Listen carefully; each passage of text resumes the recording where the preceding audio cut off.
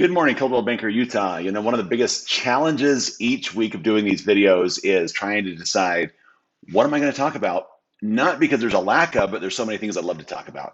Hey, just last week on Wednesday, Federal Reserve wrapped up their two-day meeting and they talked about how they anticipate leaving the overnight lending rate, the Federal Reserve funds at a 0% rate all the way through 2022.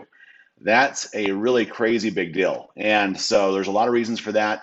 Bottom line is stock market didn't like it. We had a 2,200 point runoff in the Dow Jones. And then of course the mortgage-backed securities and treasury bonds loved it. So we saw a nice little improvement, I should say, in interest rates, which was amazing. And we rolled some people down, renegotiated the rate and got them a better price, which was awesome. Love that about our ability to do that.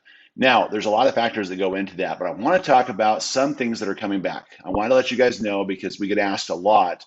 Jumbo financing. Guys, there's a 90% loan back. The interest rate is actually competitive.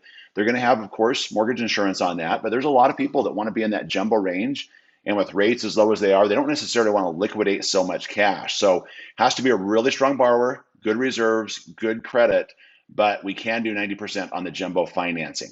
Now, as promised, wanted to talk about a technology piece, and I have to tell you, I'm really excited about this. For self-employed borrowers, I've worked a lot, as I've talked about in the past, with self-employed and business owners over the years. Sometimes those tax returns can get really, really, really complicated. And you guys all know, as self-employed folks, you like to write off as much as you can to have the lowest possible tax liability. Well, there's a lot of income pieces that we can look at and add those back in and make that income look a lot better. Recent case example, longtime borrower, multiple businesses and properties, very complicated tax return. We have a system called LoanBeam. Now, when we ran the analysis on this, our income projections were a little bit low and it made the debt to income ratio just a little bit too high.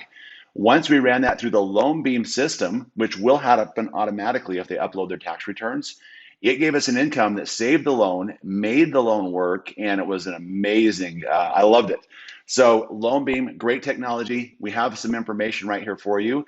Be sure to ask your VP about that because I'm telling you, that really streamlines and simplifies and speeds up the process for self-employed and business owners. Aside from that, have a great week. We'll talk to you soon.